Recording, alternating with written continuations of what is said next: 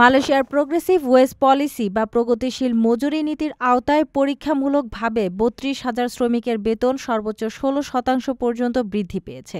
বৃহস্পতিবার দেশটির সংসদে মানব সম্পদ মন্ত্রী স্টিফেন সিম জানান, এই নীতি বাস্তবায়নে এখন পর্যন্ত নিয়োগদাতাদের ৩৪ মিলিয়ন রিঙ্গিত প্রণোদনা দেওয়া হয়েছে। চলতি বছরের জুনে শুরু হওয়া এই কার্যক্রমে প্রায় ৩,০০০ নিয়োগদাতা অংশ নিয়েছেন। নতুন নীতিমালার ফলে নতুন নিয়োগপ্রাপ্তদের গড় বেতন ৩০০ রিঙ্গিত বেড়ে ২,২০০ রিঙ্গিতে এবং অভিজ্ঞদের বেতন ২৯০ রিঙ্গিত বেড়ে ২,৪৯০ রিঙ্গিতে উন্নীত হয়েছে। তবে এই সুবিধা পেতে শ্রমিকদের বছরে অন্তত ২১ ঘণ্টা প্রশিক্ষণ বা দক্ষতা উন্নয়ন কার্যক্রমে অংশ নিতে হবে। মন্ত্রী আরও জানান, পেরাক, মেলাকা ও তেরেঙ্গানুর পুনর্বাসন কেন্দ্রগুলোতে ১,৬৩০ জন রোগীকে সেবা দেওয়ার সক্ষমতা তৈরি হয়েছে। পাশাপাশি সম্প্রতি অনুমোদিত লিনদুং 24/7 সুরক্ষা স্কিমের মাধ্যমে কর্মঘণ্টার বাইরেও প্রায় ১ কোটি শ্রমিক দুর্ঘটনার সুরক্ষা পাবেন।